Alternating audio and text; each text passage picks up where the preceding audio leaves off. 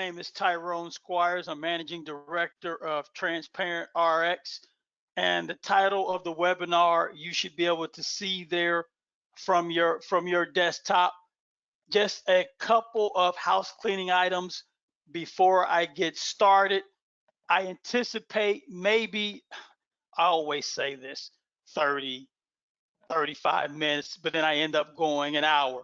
But I'm going to try and keep my promise today and keep you here no longer than 30 or 35 minutes. And obviously, because you're here, you're going to get the recording to the webinar. So just a couple things first. A little bit about me. You've probably checked out my LinkedIn profile, but I've been in the pharmaceutical industry now for the better part of 2 decades. And I want you to be able to trust the source of the information. That's why I'm giving you my background. I'm not a fan of when I hop on a webinar or people spend 20 minutes on their background. I like to just get to the information. But I want you to trust the source of the information, because pharmacy benefit managers have such a bad reputation. 2 decades, starting out with Eli Lilly. I was a pharmaceutical sales rep, eventually working my way into the corporate offices, where I led a market access team charged with negotiating with pharmacy benefit managers to get our rebates, our branded products onto the PBM's formulary, and paying rebates to the PBM in order to do that. At that time, I was clueless about where those rebates should end up, but more about that here in a second. I caught the entrepreneurial bug, always had it in me, and started a mail order pharmacy and ran that pharmacy from about 2005 to 2010, right when specialty drugs were taking off. At that time in 2009, 2010, if you had a pharmacy, manufacturers couldn't ship it fast enough to you. Now we've got limited distribution drugs and specialty pharmacies. At that time, there weren't any specialty pharmacies, or they were just coming about. And being frustrated by being squeezed in between the PBM reimbursements, and they are tight. Many of the reimbursements we received, we were in the red. And then also negotiating with drug wholesalers to get product on our shelves, became frustrated with that process and said, you know what, we gotta change it up. If you can't beat them, join them. But we took the knowledge that we had gained and formed Transparent RX, the industry's first fiduciary model PBM, trying to do it the right way. And by right, I mean more transparent. So if you have any questions for me, there's a couple ways you can get those questions to me. You can send them to me via chat, or, because everyone's muted for obvious reasons, you can send them to me via chat, or you can raise your hand, at which point I will give you the floor and we can have a dialogue back and forth. So there's a lot of the news today.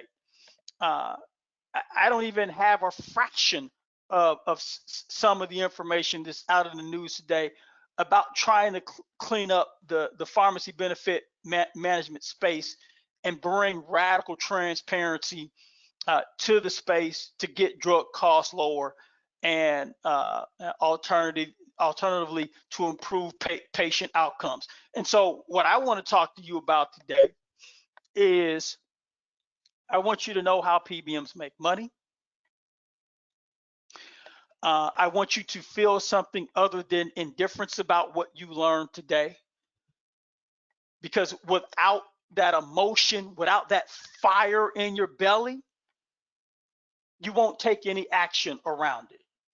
The primary problem around pricing where PBMs are concerned, from our standpoint, isn't bigger discount guarantees. It isn't bigger rebate guarantees. It is information asymmetry. And information asymmetry says this: when one party has access to information that another party does not have access to, the party with the information, and just as importantly, the sophistication and knowledge and education to interpret the information. And that's not to say that the folks that have JDs and MBAs aren't educated. I'm speaking to education around managing pharmacy benefits. Those parties up to this point, with that information, with the knowledge to interpret the information, are using it to its financial advantage. This is an exact scenario of what I'm referring to. In this scenario here, and let me blow this up for you. In this scenario here, the director of compensation and benefits of a health insurer, no less, albeit regional, but the director of compensation and benefits was unable through its broker to get its hands on its own claims information.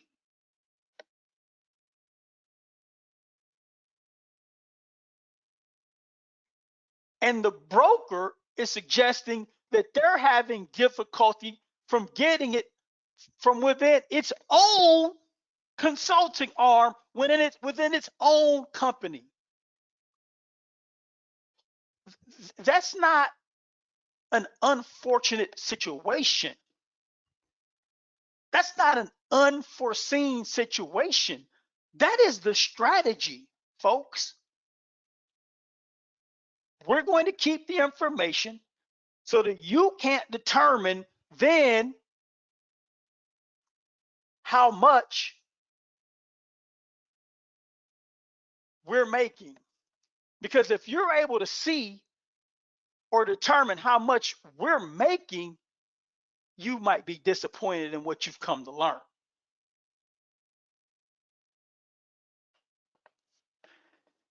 This is an example of what I refer to as information symmetry. Now, there's some change on the way, some positive change for the better on the way. But today it is uncommon, regardless of the size of the third party payer, the PBM client, regardless of the size, for those third party payers to receive a receipt from their PBM for rebates. So today, typically what happens is every 6 months or so, the PBM will pay rebates, and the remittance that the PBM client, a third party payer, will receive will say retail 30 X dollars, retail 30 brand X dollars, retail 90 brand X dollars, mail order brand X dollars, specialty pharmacy brand X dollars, without any specific detail around the specific claim that was eligible, and then the amount that was paid for those eligible claims. So just imagine walking into the grocery store and you see all this food: milk, cheese, bread. I love turkey sausage, butter pecan ice cream, another one of my favorites. You see all this food, but there's no prices. There's no prices.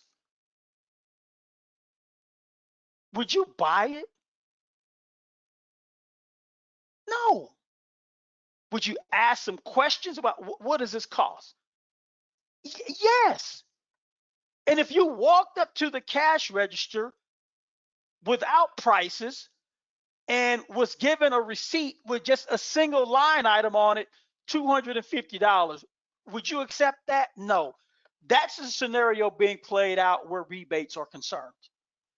Again, information asymmetry. So the status quo is this: third-party payers, large self-funded employers, medium and small alike, unions, coalitions, cities, states, municipalities, school districts, they enter into agreements with non-fiduciary PBMs that call for artificially too low PBM administrative fees. And so the reason that these administrative fees are artificially too low is because it's the only source of revenue other than dispensing fees, which, it can be, those are rounding errors, but it's the only source of significant revenue or potential significant revenue that can be fully audited. If it's a per employee per month fee, a per member per month fee, a per paid claim fee, you can match it up. It's simple. So the PBMs get their clients unknowingly into these arrangements through sophisticated contract language. And in some cases, that administrative fee is zero. Or the PBM says, hey, forego all your pharmacy rebates or a big chunk of your pharmacy rebates, and we'll give you a credit on your medical administrative fee. Same game, different name. Same game, different name. And so when that happens, the client accepts an artificially too low PBM administrative fee. How's the PBM going to generate its service fee? How is a PBM going to generate the fee it charges to be the PBM? It's going to augment that artificially too low administrative fee in the back end, primarily through those three buckets. Even when the PBM says that it is pass-through, meaning it negotiates with pharmacy networks and manufacturers, and whatever it negotiates, it's supposed to pass through. In reality, what the PBMs are saying is, we're going to pass through only what we're contractually obligated to pass through. A different interpretation than what the client might have. This is a second example of that previous slide that I just shared with you from Dr. Abrams. He's an economist, PhD. But really quickly, I just want to show you kind of how this plays out. And it's consistent with the previous slide. I worked for the manufacturer at this time when small molecule brand drugs were driving the PBM revenues. And then we had mandatory mail order. And then, patients and plan sponsors and the government were unhappy with that mandatory forcing members to use the PBM's mail order. So when that went away, the PBMs, at every phase, the PBMs are shifting costs. In phase 3 now, the PBMs are generating the bulk of their revenue through specialty drug rebates. So if you see here, almost 50% coming from the manufacturer revenue. And so that's consistent with what you see here. Now, if we move this out even further, right, this is going down here, this is going down here, and then it's blowing up again. We can attribute that to what's called MBDCs, or medical benefit drug claims.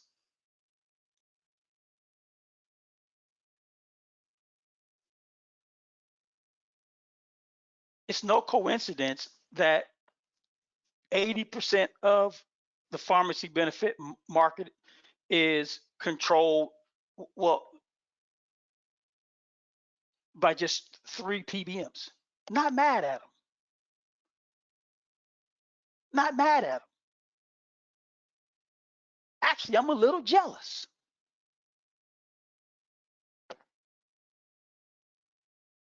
But it's no coincidence that they're fully integrated. TPAs, PBMs, insurance carriers. And so on the medical drug benefit side, it's the wild, wild west. We're just now starting to address the opacity on the retail pharmacy side.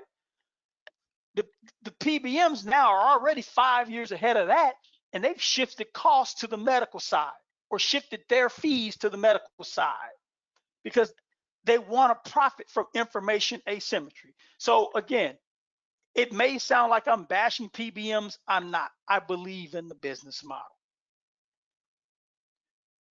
PBMs, a lot of people are so upset. Why do we need PBMs? Trust me.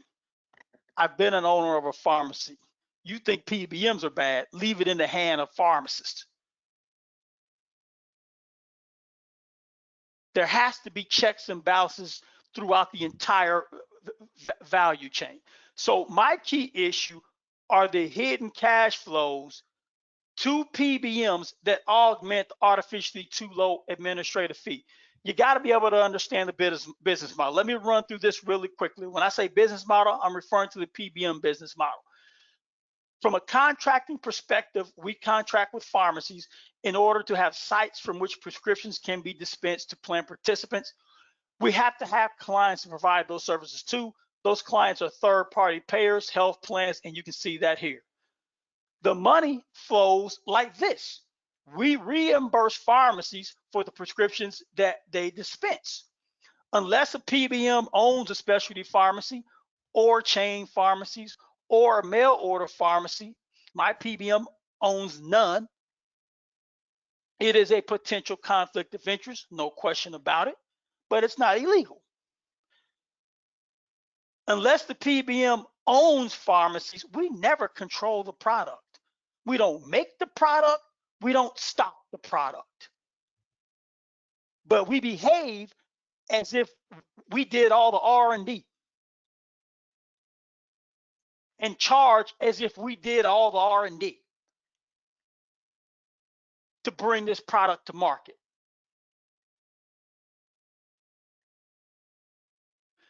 And so we reimburse pharmacies and then we bill our clients for those same dispensed prescriptions. This is where the problems begin. There's three particular problems with what you're looking at here. First, the inflow of cash in the form of formulary rebates with the intent of bringing down costs. That's what rebates are for, to get to lowest net cost. You saw in 2 slides how the bulk of PBM profits, not necessarily revenues, but the bulk of PBM profits come from the manufacturer.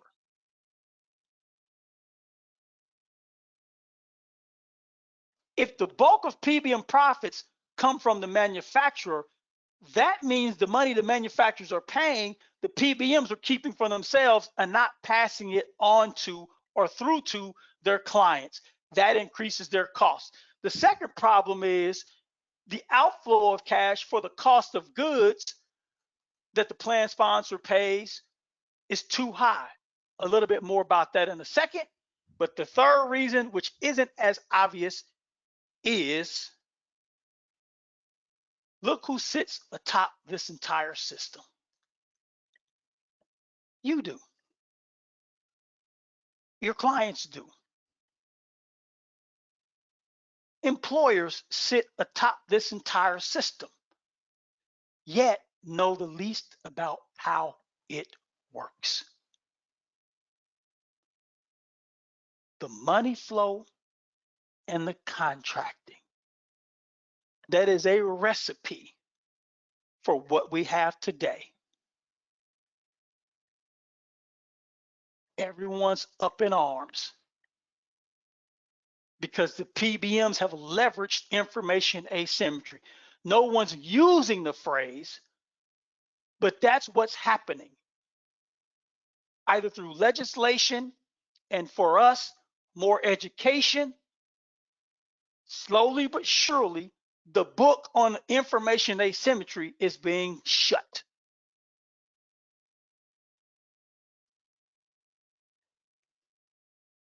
Now, that second problem that I alluded to in terms of reimbursement to the PBM by the third party payer is referred to as a spread. It is the difference between the amount billed to the PBM's client and the amount reimbursed to the pharmacy. When there's a difference, and if there is, it's going to be to the reimbursement side because it's cash out of the PBM's bank account. That is a service fee. That is what the PBM is charging for the service that it provides. Now, for the record,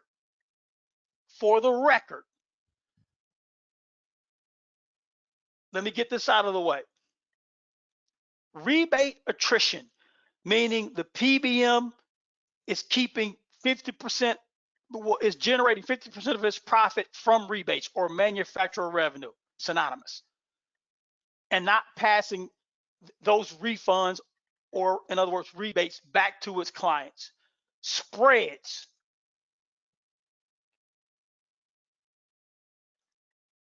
I'm not suggesting that they alone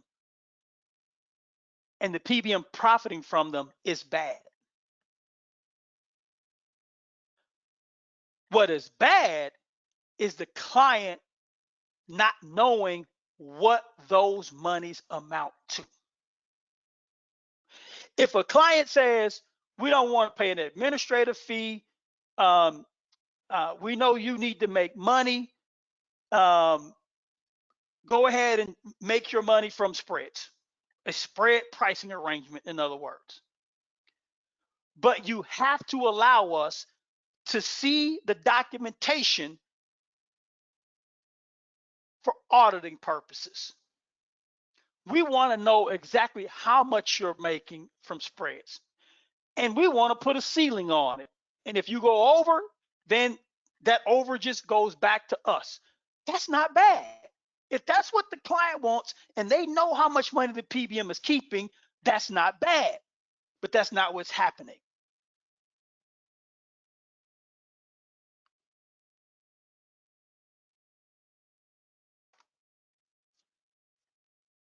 Where spreads are concerned is primarily through generic drugs, primarily because of the volume. In the US, 90% of the drugs being dispensed are generic. So it only makes sense. And you have, because they're multi-source, right? You have the potential for huge spreads. And so AWP is a list price in which a PBM will base its performance, its pricing performance guarantees. It doesn't reflect the actual cost, maximum allowable cost, and it's artificially inflated. It's just high. MAC price is closer to what a pharmacy may actually pay to put a product on the shelf, but it too is higher than the actual acquisition cost, or in other words, what a pharmacy might pay a wholesaler to put a product on the shelf.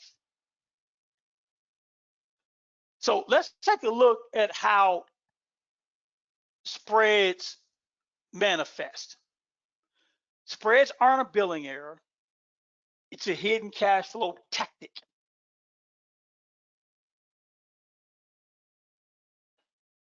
Now, let's take a look at levothyroxine here, 100 microgram, 30 tablets. I talked about two AWP and MAC are price benchmarks. You often see them referred to as price benchmarks. AWP is one and MAC is another. There are probably at least 10. NADAC, ASP. You see WAC on your screen there. AMP, average manufacturer price. DP, direct price. another reason why pharmacy benefits is so complicated.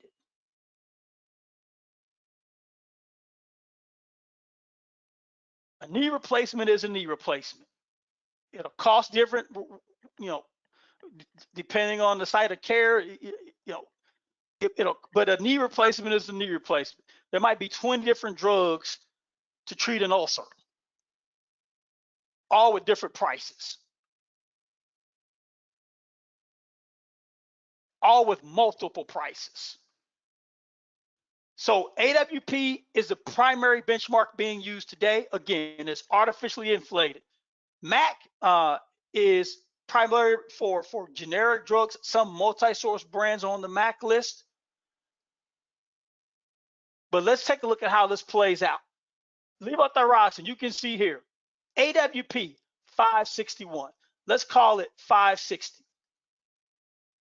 Now, the plan sponsor negotiates with the PBM an effective discount rate of 85% off of all generics.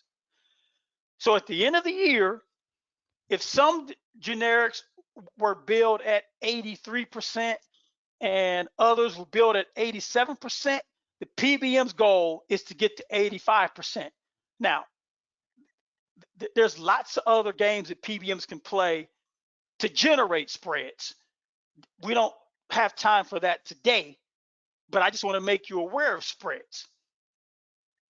So effective discount rate of 85%, meaning no matter the price benchmark being used to determine what the PBM's client, the third party payer, is going to pay, whether it's AWP minus or MAC. If you back MAC in, effectively, the discount for the PBM to meet its goal is 85% off of AWP.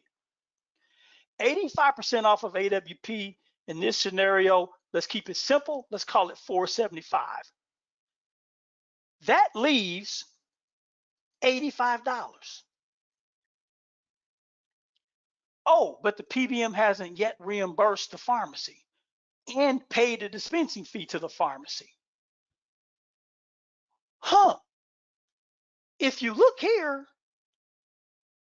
the invoice cost for this product is $4. PBMs know that.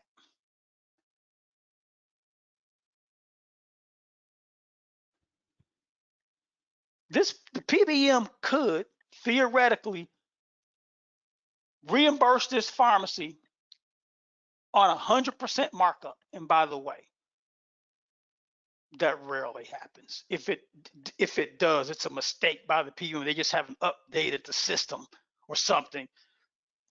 But pharmacists will tell you they're not getting 100% markup on generics.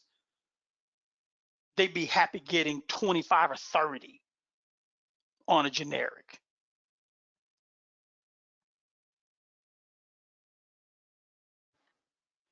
So with 100% markup, and let's call it a $2 dispensing fee paid by the PBM's cash outflow is $10.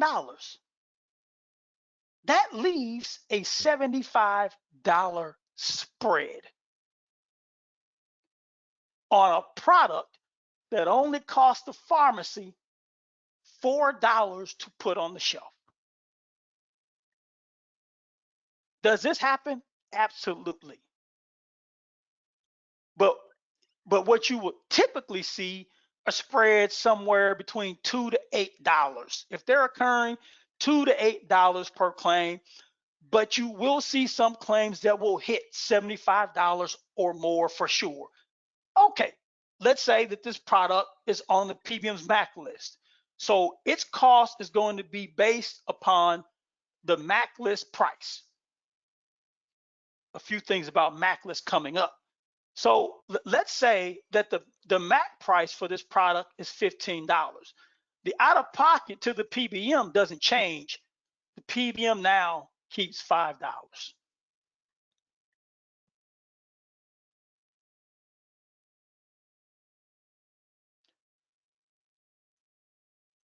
Pro tip,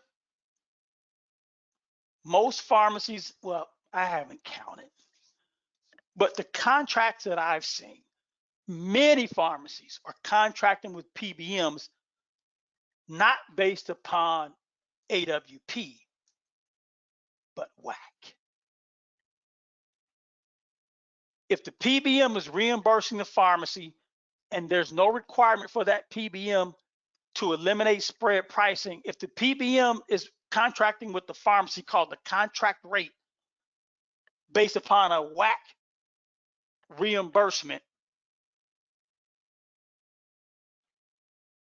and the PBM client, a third party payer, is being billed based upon AWP, what do you think is going to happen? Spreads.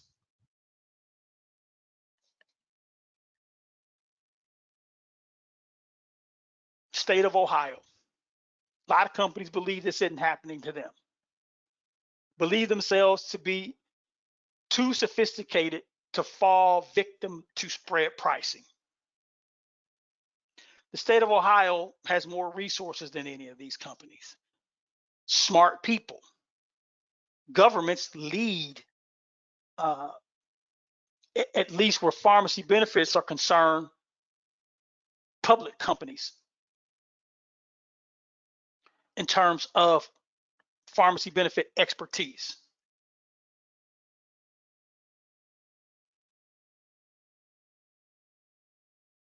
Maybe they care more. I don't know. I don't think they're any smarter. Maybe they care more. I don't know. But the state of Ohio, after an audit, uncovered 225, let's just round, let's call it $250 million. That sounds more sexy. $250 million they found just in spread pricings between two PBMs. You know why they found it? It's because it was the first time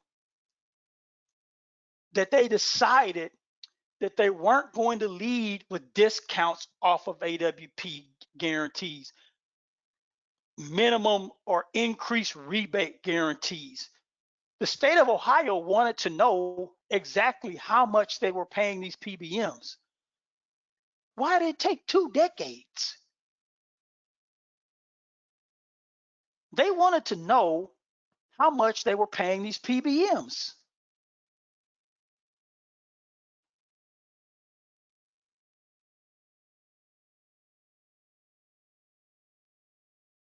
And so if Greg were here today, I believe that he would tell you it's not information we've never had before, which is not untrue. I believe it's a half truth. The truth is they never demanded it before. They never asked for it before.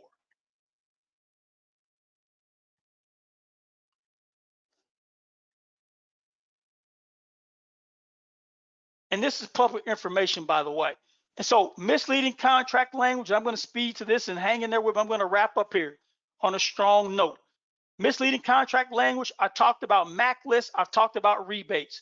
The problem with MAC lists, or the challenge with MAC lists, is PBMs have multiple MAC lists. Not all, but some PBMs have multiple MAC lists.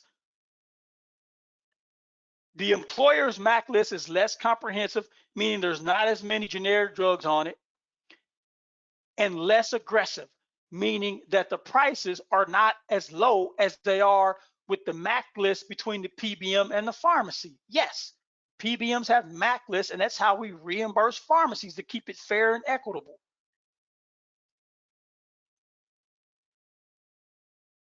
That generates spreads.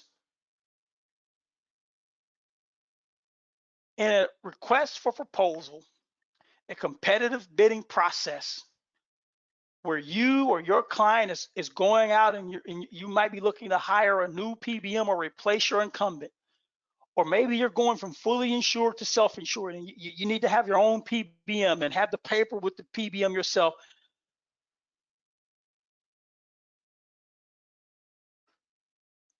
There's nothing more important than the contract in that process.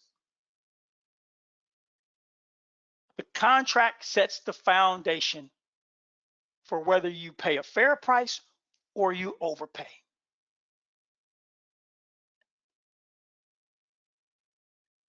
It doesn't jump off the page at you the way PBM contracts are written, and the language around rebates. To the untrained eye, it makes sense.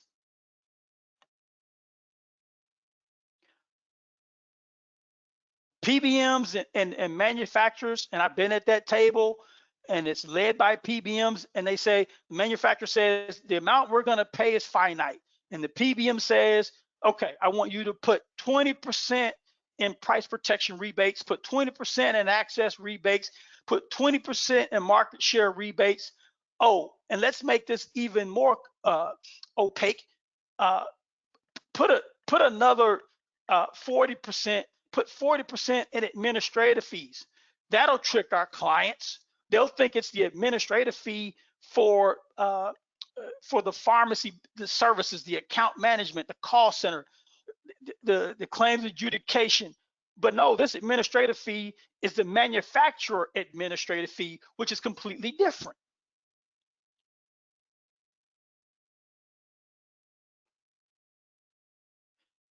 At a minimum, the PBM client should know, specific to its group, how much money the PBM is taking in for rebates.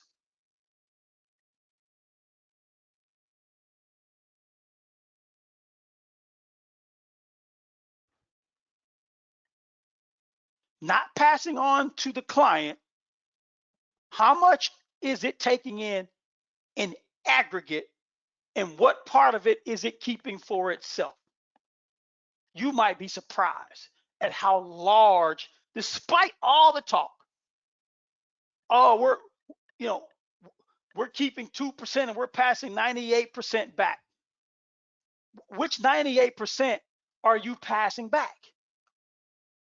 This is public information, and I know it's a little old, but it didn't come out, and I don't think it took 2019 when the lawsuit happened. But trust me, this is still happening today.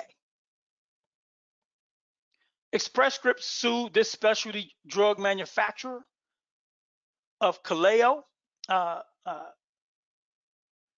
and in that lawsuit, it believed Kaleo owed it money, and Kaleo refused to pay.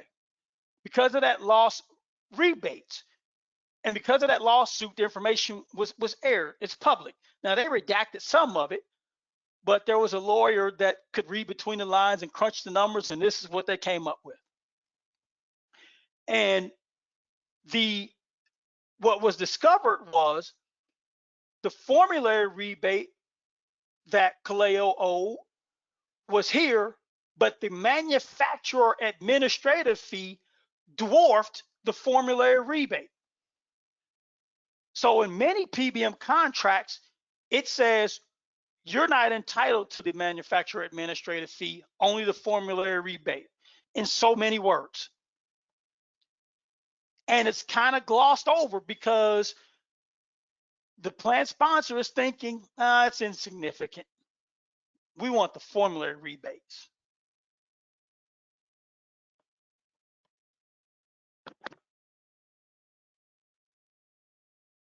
Again, the same lawsuit. The point I'm trying to make here, stay with me. The price protection rebates dwarfed even the formulary rebates.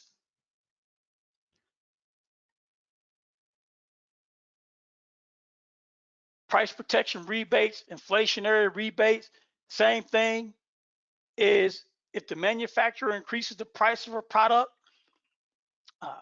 fast or rapidly based upon the contract language, then the PBM is entitled to a higher rebate. So if the price of the product increases beyond inflation, then the inflation rate, then the PBM is entitled to an additional increase on what was agreed to in the contract.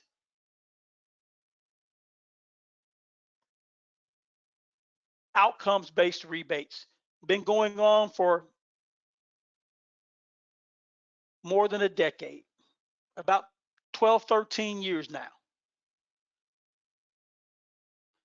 In many PBM contracts, it won't say outcomes. It might say outcomes. It'll say clinical performance or something around clinical programs, something like that. You're not entitled to that. We get to keep that money.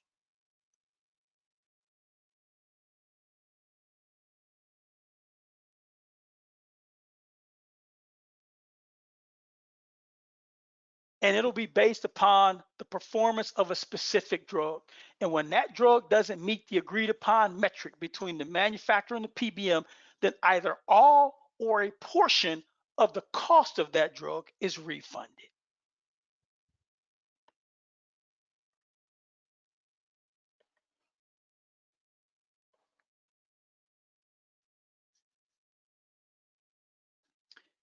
So that lawsuit started in 2016, wasn't aired until about 2019. But in between all that time, and the PBMs knew that this was coming, the PBM Transparency Act and all of it. What they've done now is formed rebate aggregators. And some of these rebate aggregators are offshore. So now the PBM can negotiate with the manufacturer for what's called GMF or GPO management fees. So now the PBMs have formed rebate aggregators under the umbrella of a group purchasing organization, and those same finite dollars that the manufacturers allocate, manufacturers don't say, oh, because you formed a GPO, we're going to pay you more money. No. They pay more money for more market share, more sales of their product, or strategies that lead to more sales of their product, like access. So, uh, uh, and so what's happening is now the PBMs can say under the umbrella of a GPO, we're going to charge the manufacturer a GPO or GMF, GPO management fee, and whatever those fees are, they are deducted from the amount of rebates or refunds that are passed back to the client. It is not on top of, it is not in addition to. GMFs reduce the amount of rebates available to the PBM client. And again, it may sound like I disagree with this, but that frustration you hear is the client being unaware that this is what's happening and what the amount is.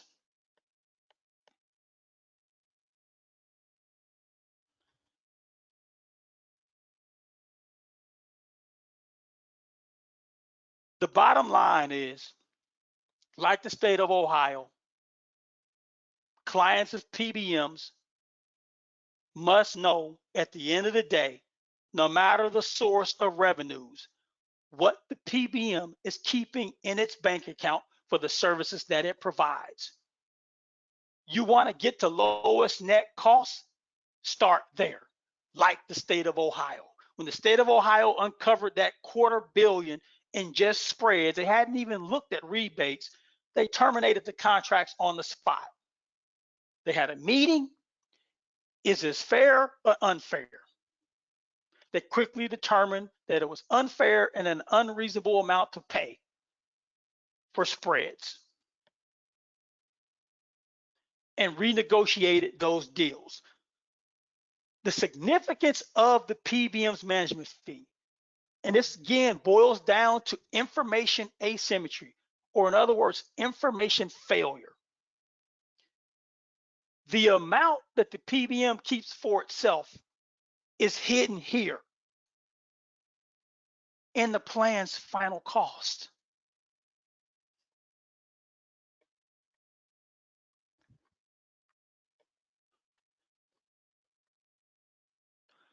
It's hidden there in the plan's final cost. I'm wrapping up. Stay with me. The CEO of CVS Health, again, public information. You could probably type this into Google and find the same slide deck.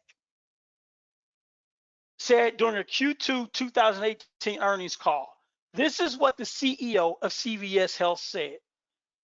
In layman's terms, let me break it down to you. We're going to make as much money as we possibly can. Don't have a problem with that. Here's the problem I have. The amount of money that we are going to make will ultimately depend upon the level of sophistication or unsophistication of our clients. That's what that statement is saying in layman's terms. With the very sophisticated clients, there are less levers to pull for cash flow to CVS Health. With unsophisticated clients, essentially most, if not all, levers are left available to pull. And they pull them.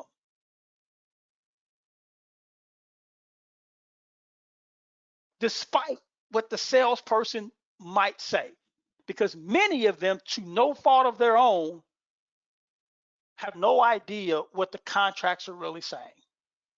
They're not taught it.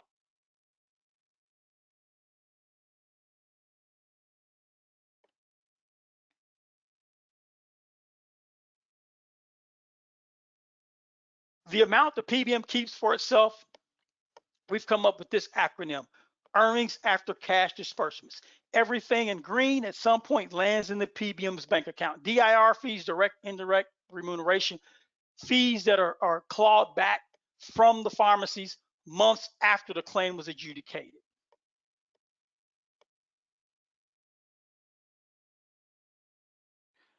Everything in green lands in the PBM's bank account. An example of a cash disbursement would be when the PBM pays back a share of rebates, or when the PBM reimburses a pharmacy. Whatever is left over is the PBM's earnings after cash disbursements, what it is keeping in its bank account. We've been talking about the status quo. The new path says this: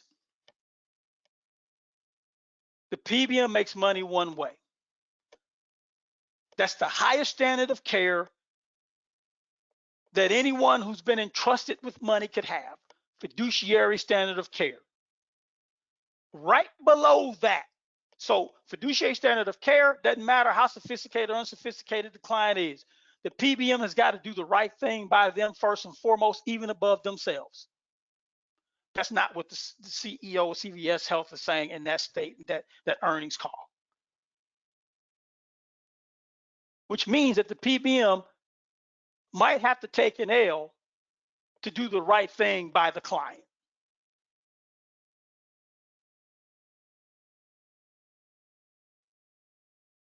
Which means that a broker who's accepted the ERISA fiduciary language might have to take an L to do the right thing by the client. Right below this is radical transparency. You can have radical transparency without a fiduciary standard of care, but you cannot have a fiduciary standard of care without radical transparency. And radical transparency just says if the PBM is making money from any of these four sources, then it's got to disclose it. And the client has to be made aware of it to determine, like the state of Ohio, whether it believes it is reasonable or unreasonable.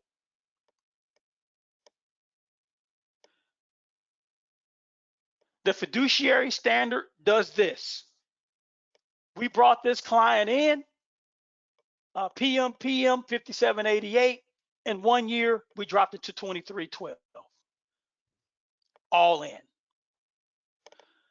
That difference of $35 PM is the earnings after cash disbursements. I was asked the other day, do the larger PBMs get bigger rebates than you do? Absolutely. Absolutely. If they pass through everything and charge what we charge for an administrative fee, they would crush us. Heck, they still do through optics. They would crush us. Any PBM that isn't on that level would be crushed if they did that. But that's not what they do. I've shown that here to you today. If you don't believe me, I always like to back up things I say with sources or references.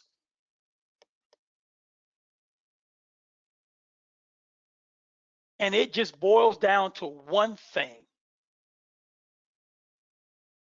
How much money is the PBM making? That's it.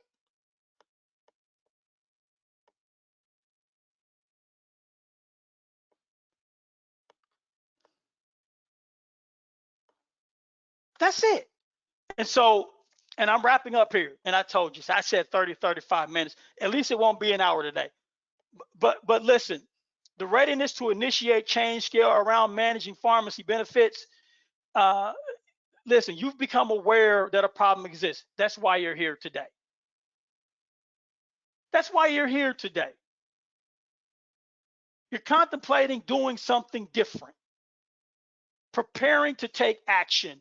I hope that that next action you take is a consideration of the only certification program with a focus on pharmacy benefits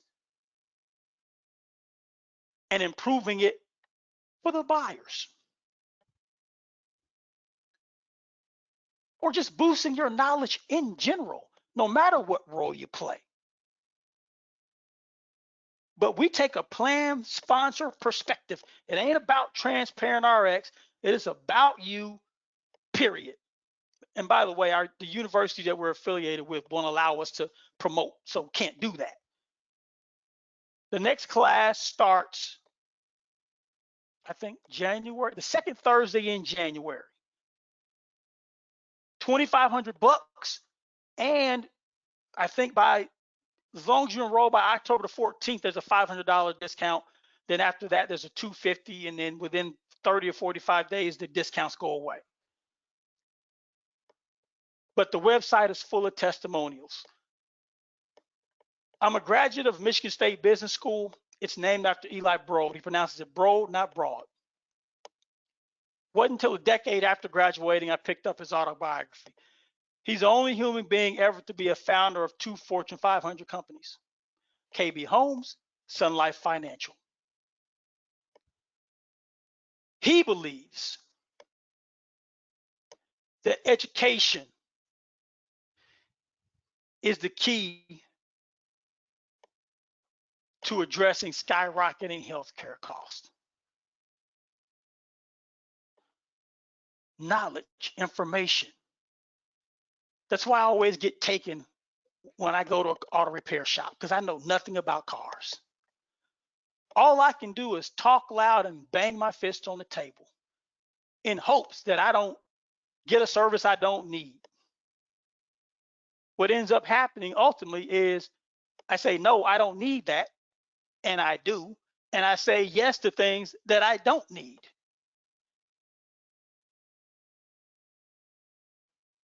And end up on the side of the road. That's the same thing that's happening today with self-funded employers, fully funded employers. States, you've seen state of Ohio, cities, school districts.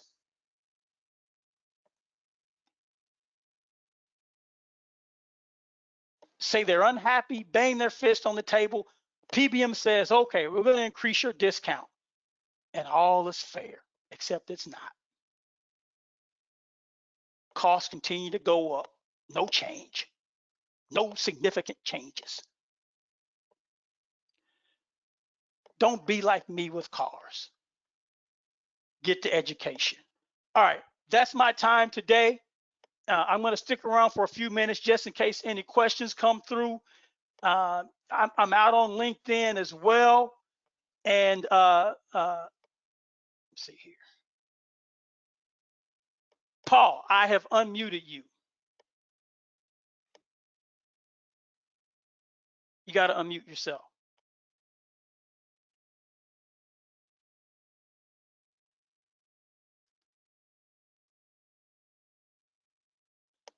I've unmuted you, Paul, but so send me a chat and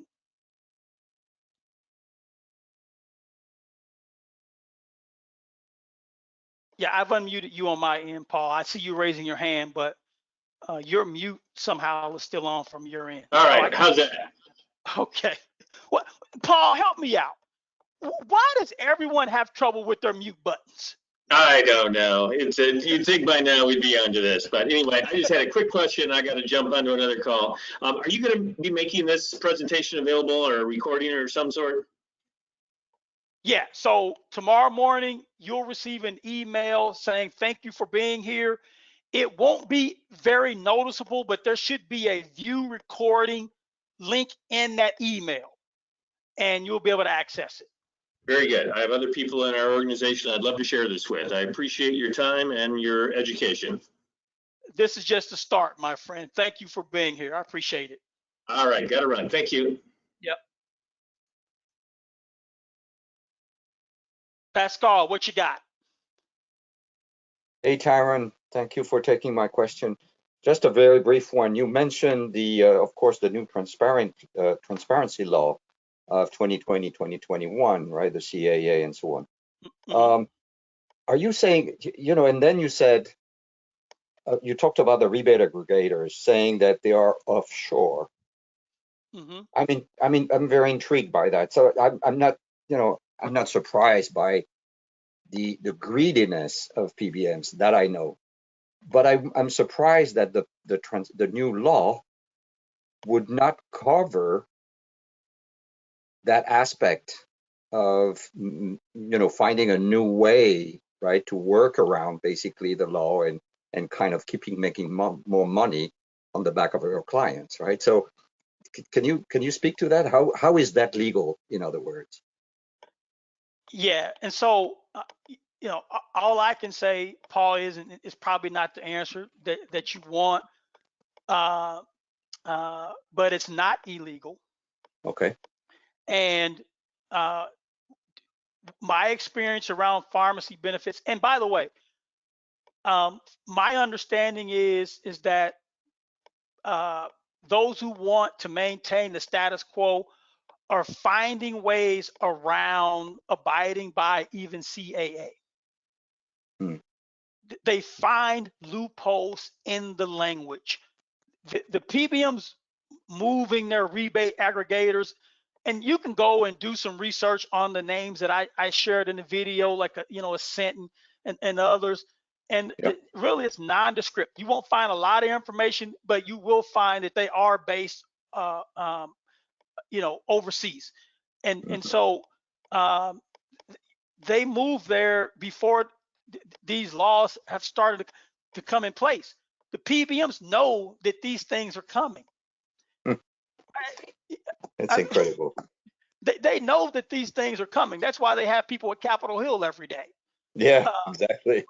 Right. So that's amazing. Listen, it's frustrating, but listen, it's also it's competitive, and they're doing what they can to keep the things the way that they are. So and the only way around that, I shouldn't say the only way, but in my opinion, the best way, we just got to get smarter. The more, like my mom might say, boy, when you know better, you do better. And so with more knowledge, maybe we won't accept as many of these types of things, even if sometimes you got to pay a little bit more to do the right thing.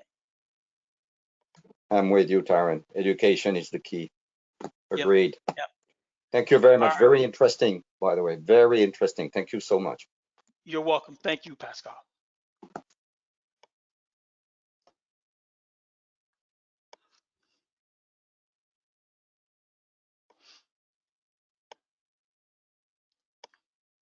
Steph, I see you. Okay, I'm going to stop the recording here, and everyone have